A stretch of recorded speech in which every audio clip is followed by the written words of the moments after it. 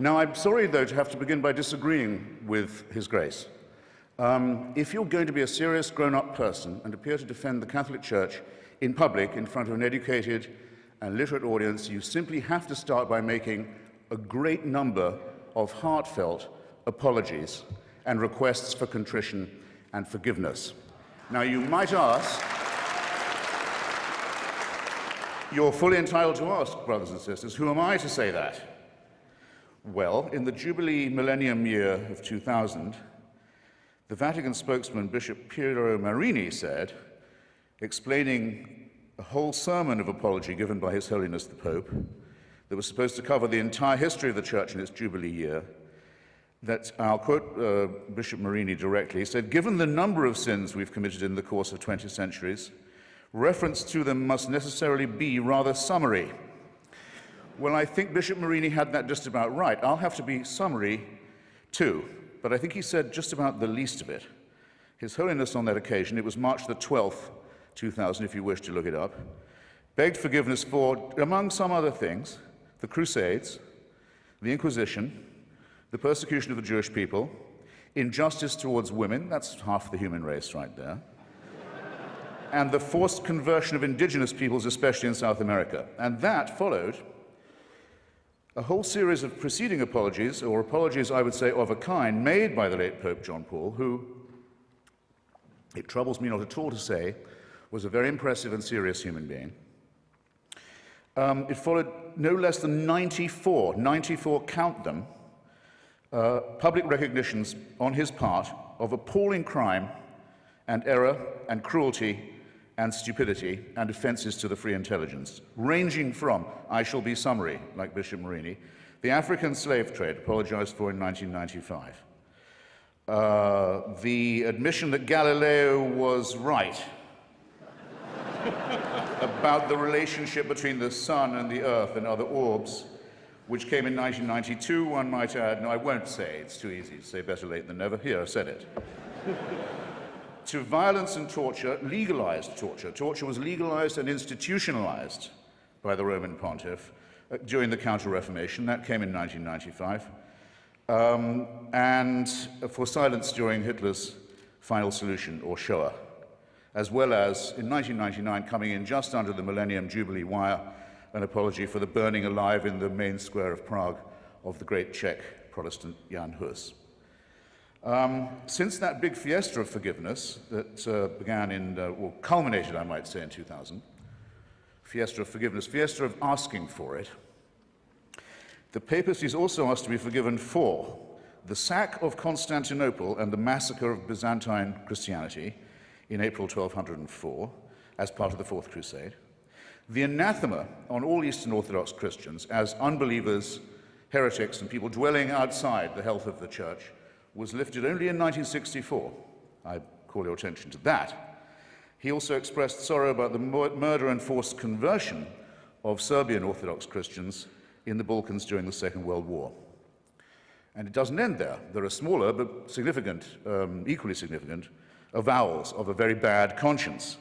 These have included regret for the rape and the torture of orphans and other children in church-run schools in almost every country on earth, from Ireland to Australia. And I'm pleased to see that due reconsideration is now being given, and may in fact have been given, to the hellish, I choose the word carefully, doctrine of limbo, St. Augustine's cruel and stupid disposal problem solution to a non-existent problem, that is to say, the destination of the souls of unbaptized children. Up until now, Catholic parents have been taught that's where their unbaptized children went, a form of torture that's sometimes worse than the physical. Now it seems that this piece of Augustinian sadism is undergoing reconsideration as well. But remember, this is from a church that, on the whole, cannot err. We still await a more direct admission. For example, I give some suggestions of my own while we're at it. I would like them to take back the Concordat made with Adolf Hitler, the first treaty he ever signed, giving the Church a monopoly over education in Germany in exchange for the dissolution of the Catholic Centre Party to give the Nazi Party a clear run. I'd have apologized for the Lateran Pact with Mussolini, myself, also the first treaty ever signed by that fascist dictator. I would also think I'd want to reconsider the fact that Father Tiso, head of the Nazi puppet state in Slovakia, was a priest in holy orders, that the Croatian fascist puppet state, the Ustaša state of Ante Pavelic, was also operating under full clerical protection and disguise, as was the regime of General Franco and the dictator Antonio Salazar. And I really think I would beg forgiveness for this. I don't think the German church should have asked Hitler's birthday to be celebrated from the pulpit every year until he died. These are very serious matters, and they're not to be laughed off by references to the occasional work of Catholic charities. But I draw your attention not just to the apologies, ladies and gentlemen, but to the evasive and euphemistic form that they take. Joseph Ratzinger, the current Pope, considered by some, by Catholics, to be the Vicar of Christ on earth, says of the Indians who were massacred in the course of conversion in Brazil, after the apology had been made to them, he said, nonetheless, it must be remembered that before we came to convert them, they were silently awaiting the arrival of the church. I don't think that's a very genuine kind of apology to you.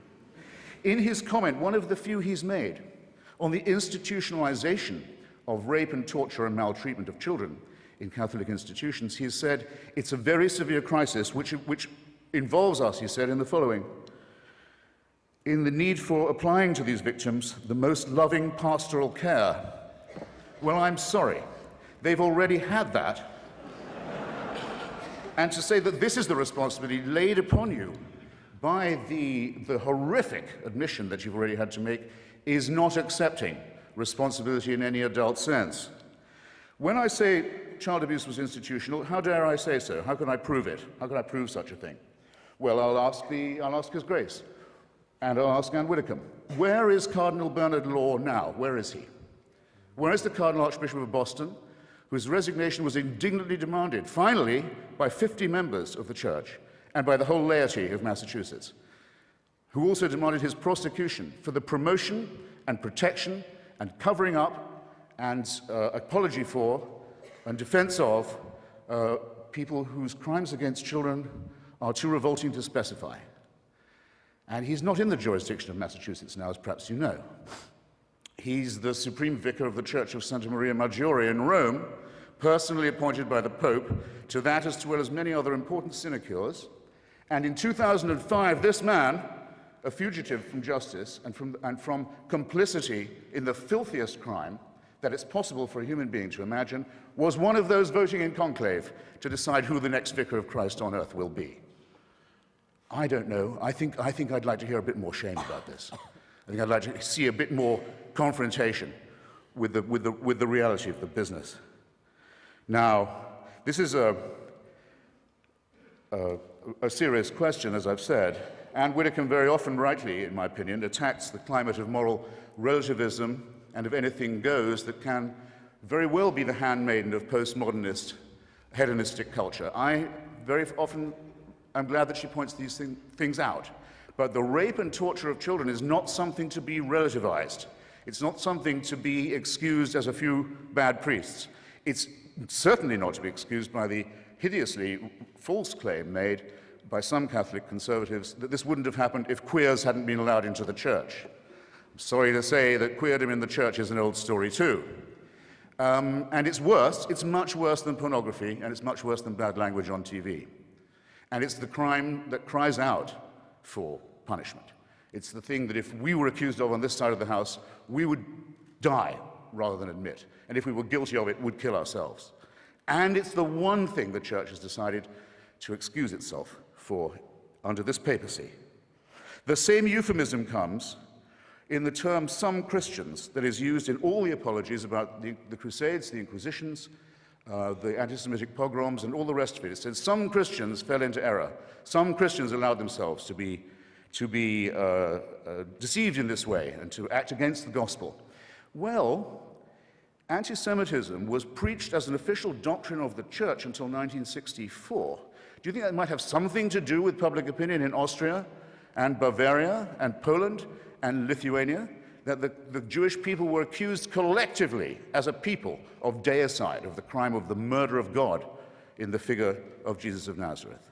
And that anathema on them was not lifted until 64, well after the perpetrators of the Holocaust had stood trial in secular courts and been rightly punished for their actions. How can this church say it has any moral superiority? It has difficulty catching up to what ordinary people regard as common moral and ethical sense, and it still can't make itself apologize properly, and I'll tell you why.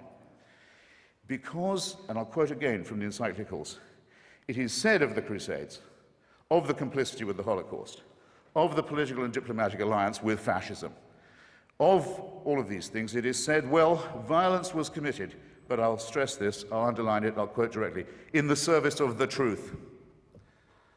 So how is an apology possible? How is any understanding or undertaking or firm purpose of amendment to be allowed when the original sin, so to say, the radix malorum, the fons et origo, the problem in the first place, is the belief on the part of this church that it does possess a truth that we don't have, and it does have a God-given right, a warrant, a mandate of heaven to tell other people what to do, not just in their public, but in their private lives. And until that is changed, till that fantastic and sinister and non-founded claim is changed, these crimes will go on repeating themselves, being partially denied, partially admitted when it's too late to do anything else, and covered up. Behind all these crimes and miseries is the denial of what we on this side of the House affirm, which is that the only little candle of hope that our species does possess, our poor, bare, forked, primate, mammalian species, of whom you have two such splendid examples on this side of the House and not bad on the other tonight, is the unfettered intelligence, the method of free inquiry in philosophy and in science, and the refusal to admit that any one person can tell you not to do that. It's the one thing I might say I think is, if not sacrosanct or sacred, is, shall we say, essential. And the Church has always stood and still stands against it. Now, in the little time remaining to me, I'll just propose a few more apologies that we might hope to hear in the immediate future. Because there'll come a time when the Church will issue apologies and explanations and half-baked appeals for forgiveness for things it's still doing. The readmission as a bishop of Roger Williamson, a member of Marcel Lefebvre's fanatical, hysterical breakaway sect, so-called Society of St. Pius X. Roger Williamson, found hiding in a reactionary, quasi-fascistic establishment in Argentina, has long been a believer that, I'll put this shortly, that the Holocaust did not occur, but the Jews did kill Christ. In other words, genocide no, deicide yes.